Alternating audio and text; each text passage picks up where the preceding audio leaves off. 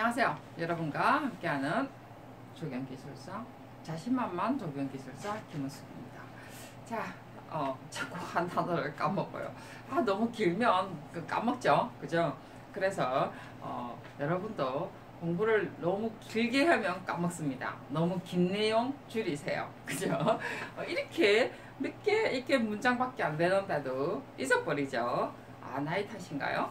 자, 오늘 우리가 77강 토양 계량제 그리고 토양 계량하고 토양 계량제 그리고 멀칭에 관한 내용을 한다고 그랬죠. 자, 여기에 보면 식재 기반 조성이라는 단어만 달랑 이렇게 나와 있습니다. 자, 저번 시간에 우리가 특수환경 하면서 실제로 특수환경뿐만이 아니죠. 실제 우리가 공유 수면뿐만 아니라 폐기물 매립지 이야기도 했고요. 자, 그리고 일반적으로도 우리가 토양의 이 식재지, 그죠? 아파트든 이런 곳에도 우리가 흙 같은 경우는 뭐라고 그래요? 일반적인 어떤 화단에 채우는 토양은 주로 건축에서 기본적으로 화단을 채우고 위에 우리 어떤 한 부분 복토 약간 이게 라운드를 짓나요? 라운드를 마운딩이라고 그러죠. 마운딩 짓는 어떤 부분에만 실제로 우리가 적용해서 그 토양을 갖다 놓는 경우도 있고, 그것마저도 안 하는 건축에서 다 이렇게 이 뭐라 기반까지 다 넣어주는 경우가 있죠.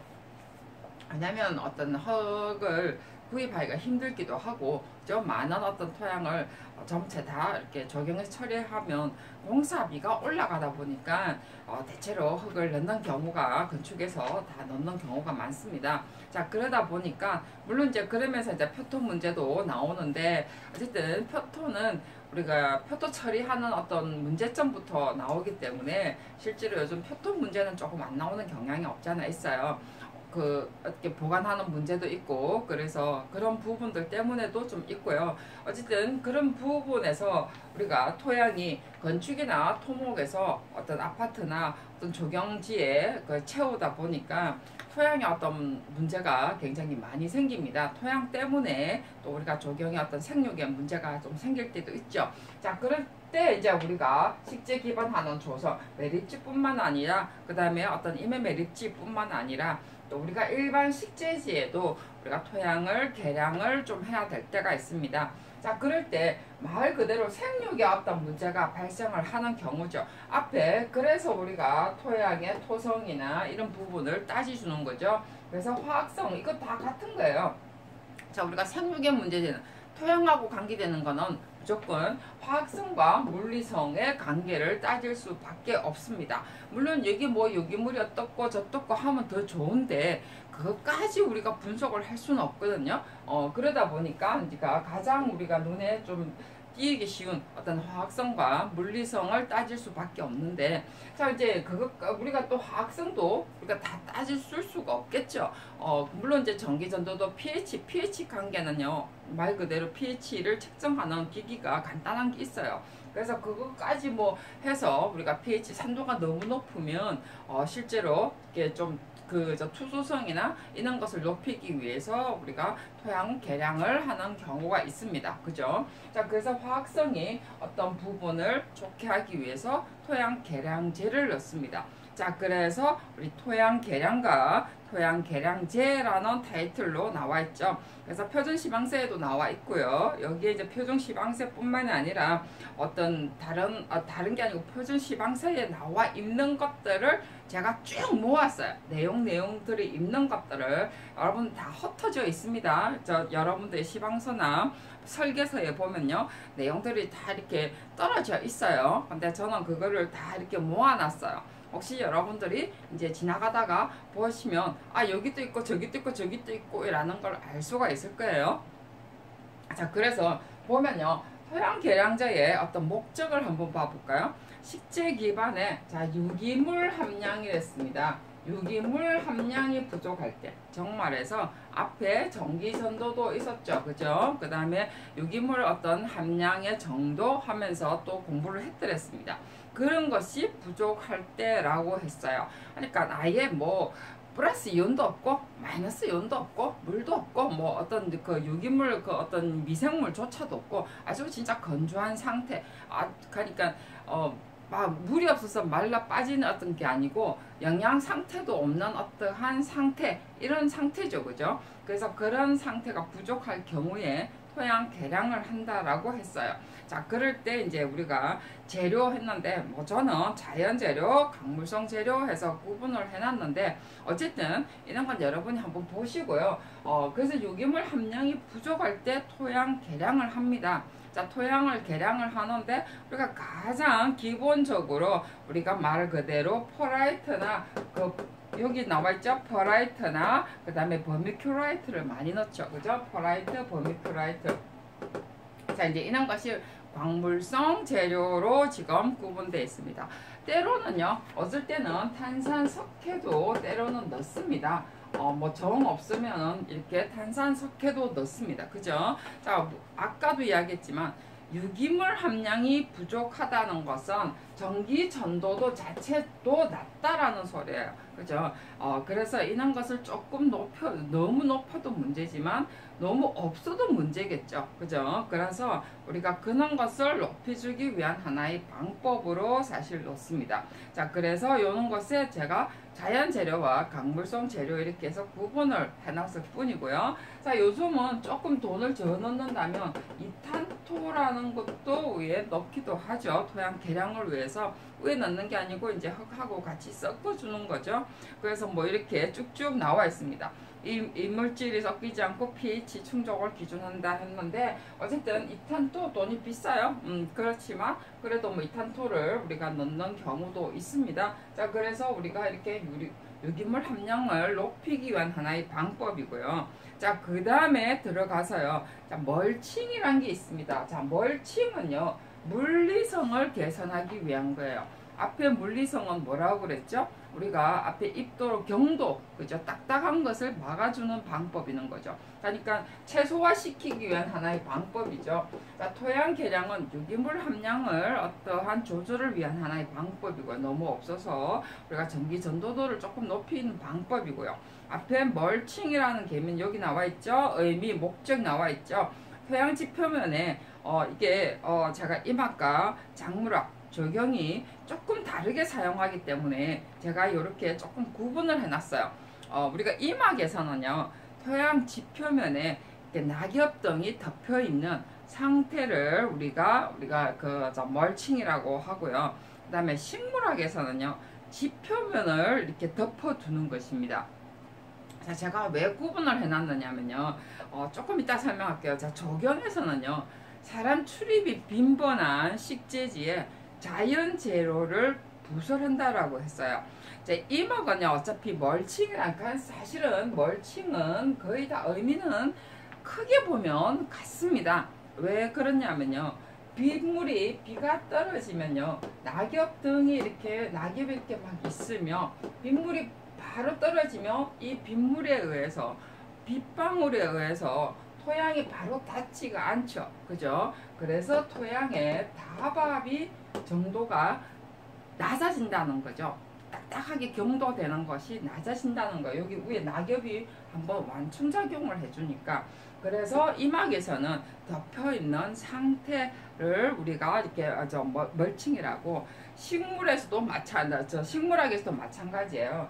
다 토양 자체에 바로 빗물이나 물을 주게 되면 막 떨어지면 토양에 다밥이 생기니까 위에 뭔가 덮여준다라는 개념도 있고요. 작물학에서는 식물학이나 작물학에서는 조금 또 다른 게 여름철이나 그 다음에 겨울철에 보온을 위해서, 왜냐하면 이게 임업에는 굳이 작물을 거둬들이는 일은 없잖아요. 근데 이게 작물학이나 식물학은 보온을 할 필요가 있죠. 그죠? 열매를 거둬들여야 되니까. 그래서 지표면 보온을 위한 하나의 방법도 있고요. 그리고 너무 얼게 되면 뿌리가 완전 죽어버리는 경우도 있죠. 지표면에 닿는 어떤 뿌리들이 있으니까.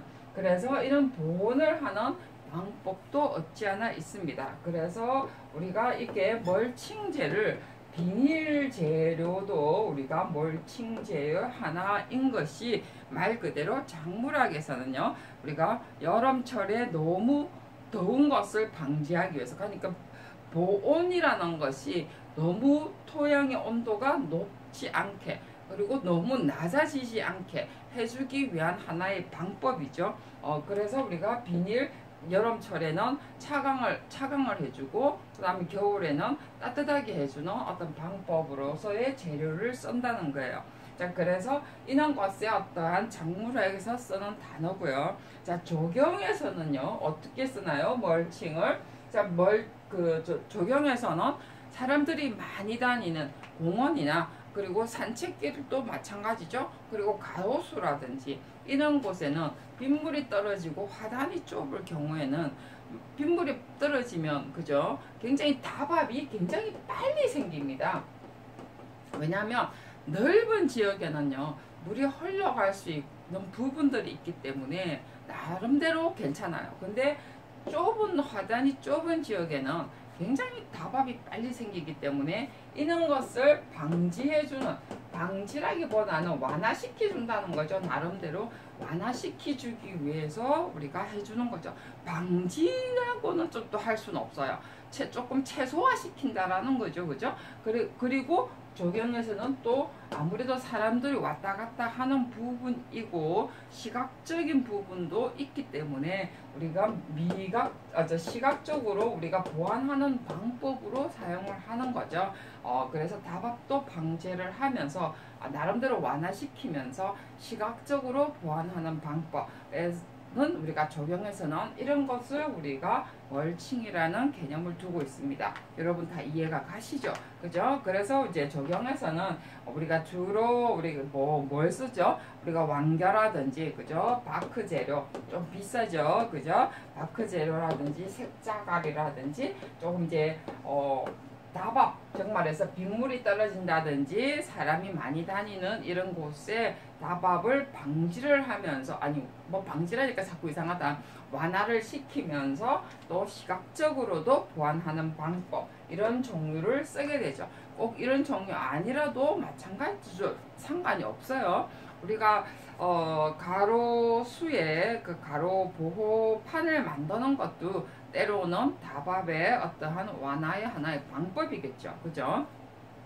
자, 그래서 이렇게 토양 계량제와 멀칭의 재료, 멀칭과는 차이가 있습니다. 토양 계량제는 토양의 화학적 성분에 어떠한 영향을 준다는 개념이면요, 멀칭은 물리성을 좋게 한다는 거죠. 다밥 방지, 토양의 경도, 밀도 이런 것을 완화시키는 하나의 방법으로 사용한다는 거죠. 자, 그래서 멀칭과 멀칭제 의미 목적 나와 있죠. 그 다음에 토양 계량제와 멀칭제. 자, 그리고 그러면 뭐가 동일점이고 어떤 게 차이점인가 라는 생각이 좀 들 수가 있겠죠. 그래서 동일점은요, 아까 기본적으로 보조 재료죠. 그죠? 자, 이런 것은 주 재료가 될 수가 없습니다. 가장 좋은 것은 우리가 양토를 쓰죠. 토양을 우리가 보완을 하는 방법이기 때문에 우리가 가장 좋은 것은요, 양토를 쓰는 거예요. 자, 그랬는데 우리가 보조를 이게 안 될 때 우리가 보조 재료라는 관계예요. 보조 재료면서 토양의 이 화학적인 성질, 자, 우리가 화학적인 성질 그리고 물리적인 성질, 이 화학, 그죠? 물리적인 성질을 조금 보완을 한다는 거죠. 보완하는 어떠한 목적을 가지고 있습니다. 자, 그래서 뭐 특성을 개선한다 라고 적어놨죠. 그래서 이 화학적인 성질을 약간 개선하는 방법이죠. 자, 그러면서 여기에서 보면 차이점을 해놨죠. 그죠? 그래서 생육을 보호하고 우리가 미적인 효과 정대도 시킨다 어쩌고 저쩌고 적혀 있습니다. 재료 나와 있죠. 그죠? 조경에서 쓰는 재료. 자, 그랬는데 그렇다고 해서 물리적인 성질을 우리가 앞에 뭐라고 했나, 완겨 있었죠. 완겨라든지 색자갈이라든지 이런 것이 토양 개량이 안 되냐 하면 안 되는 건 아니죠. 전혀 안 된다는 건 아니에요. 왜냐하면 결국은 이 자체가 물리적인 게 개선이 되면 다소 우리가 화학 섞인 성질조차도 개선이 될 수가 있겠죠. 그죠? 근데 화학적인 성질 자체를 완전히 개선할 수는 없습니다. 그래서 화학적인 성질이 기본적으로 성분을 우리가 그 유기물질이 조금 더 들어가고 거기다가 우리가 토양에 어떠한 멀칭을 좀 해주면 아무래도 생육의 수목의 어떤 성장에 좀 더 좋겠죠. 당연히 특히 우리가 도시 같은 경우 아파트 같은 경우 그리고 콘크리트 집안 위에 화단을 설치하는 경우는요 특히 다밤이 많이 생기고 그 다음에 유기물질에 어떠한 무기물질이든 유기물질이든 굉장히 손실이 심합니다. 의외로 그렇기 때문에 여러분들이 이렇게 내용들의 토양 개량과 어떤 멀칭에 사실은 신경을 좀 써야 돼요. 옛날에는 자연 토양일 때는 그나마 괜찮은데 요즘 우리가 콘크리트 집안 위에 그 화단도 좁은 데다가 거기에 어떠한 높이도 그 일정한 데다가 거기다가 또 토양을 밖에서 들고 들어오죠.